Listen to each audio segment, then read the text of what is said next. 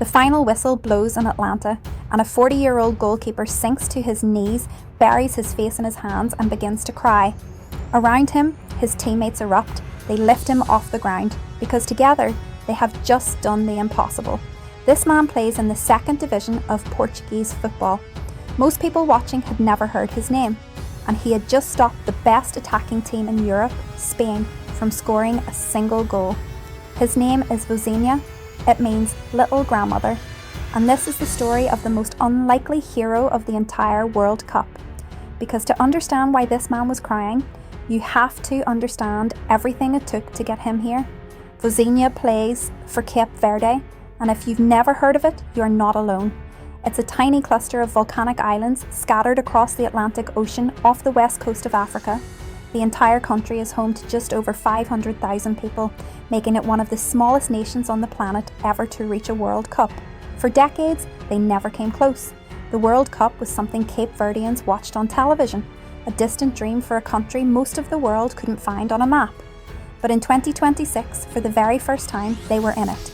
They had qualified, and their reward in their very first match in history was the hardest possible draw: Spain.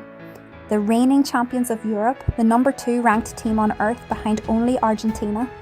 On paper, it was men against boys, but the man standing in Cape Verde's goal had been waiting his entire life for a day like this. He was born Josimar Dias in Mindelo, a port town of around 70,000 people. His father was a football romantic. He wanted to name his son Valdano after the great Argentine striker Jorge Valdano, who once starred for Real Madrid. But the local authorities refused to register the name, so the boy grew up as Josimar, and he earned a very different name on the streets. As a kid, the older boys would beat him in games, and then laugh that he'd go running home to cry to his grandmother. So they gave him a nickname meant to mock him. Vozinha, little grandmother, granny. It was an insult. He would spend the next 30 years turning it into a badge of honour. And here's the cruel little twist of fate. The boy who was teased was born to be a striker, a goal scorer. Instead, life turned him into a goalkeeper, the last line of defence, the man who stops the dreams of everyone else. What came next was not a glamorous career, it was a grind. Vozinha didn't turn professional until late, long after the age when most players have either made it big or quietly given up. While the world's golden boys rose through famous academies, bathed in money and attention, he took the long road, the hard road, the road nobody writes songs about. He kept goal in Moldova, in Cyprus, in Slovakia, in Angola, and back home in Portugal.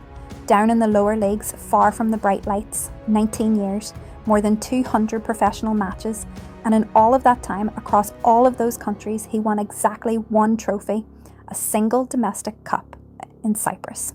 Let that sink in. Nearly 2 decades of work for one medal. Put it in perspective. In 2007, the year a Spanish prodigy named Lamine Yamal was born, Vozinha was already a grown man, chasing a professional dream in the shadows of the sport. By the time Yamal had become one of the most famous footballers alive, worth a fortune, idolised by millions, Vozinha was 40 years old, still playing in the Portuguese second division.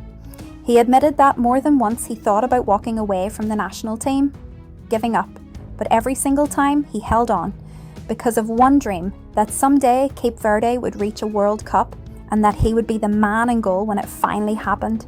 That day arrived on June 15th, 2026, in Atlanta, Cape Verde against Spain, and almost nobody gave them a prayer.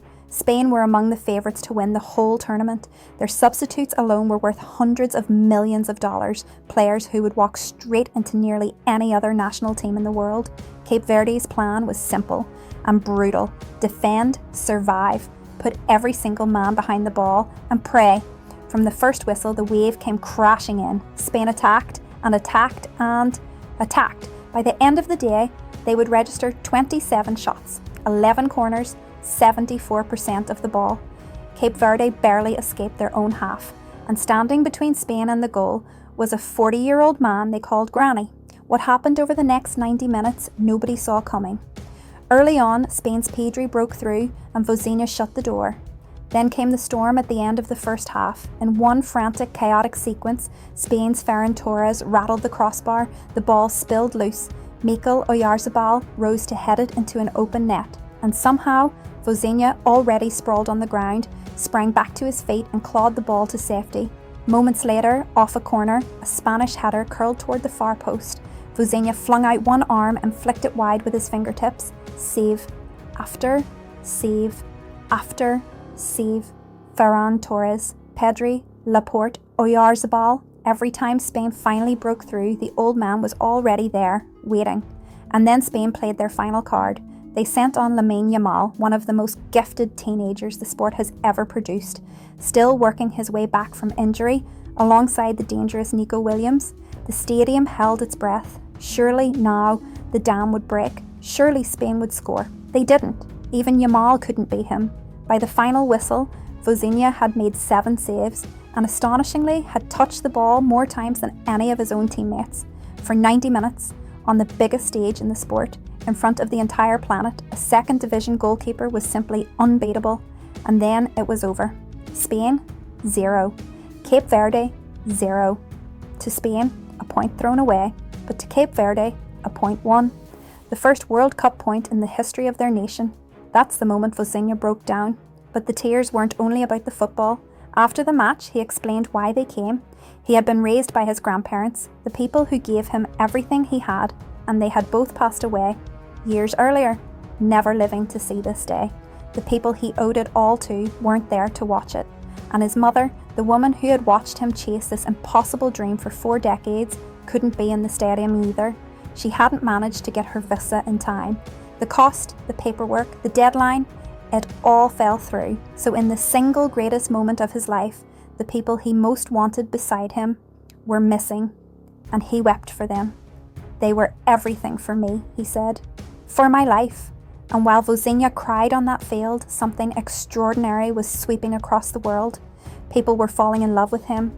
When the match kicked off, he had around 50,000 followers on Instagram. And nobody, by internet standards. Within minutes of the final whistle, that number blew past 1 million. Within hours, it crossed 2 million. And by the next day, more than 8 million people were following a 40-year-old goalkeeper from a second division club. The French World Cup winner Paul Pogba praised him publicly. Broadcasters around the world told their viewers to go and follow him. Overnight, the man they once mocked as Granny had become the most beloved player at the entire World Cup. He was, naturally, named Man of the Match. But when they tried to give him the credit, he refused it. He pointed to his teammates instead. Without them, he said, nothing would be possible. And then he said something that captured his entire journey in a single sentence.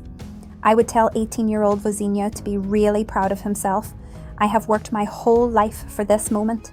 Spain had the superstars, the billion-dollar squad, the teenage genius off the bench. And on that day in Atlanta, none of it mattered. Because standing in their way was a 40-year-old man who had spent 19 years being overlooked, doubted and forgotten, and who refused to let go of one dream. Football is a sport of galacticos and record transfers and household names, but every once in a while it hands us something far more powerful. It hands us a Vozinha. So here's my question for you.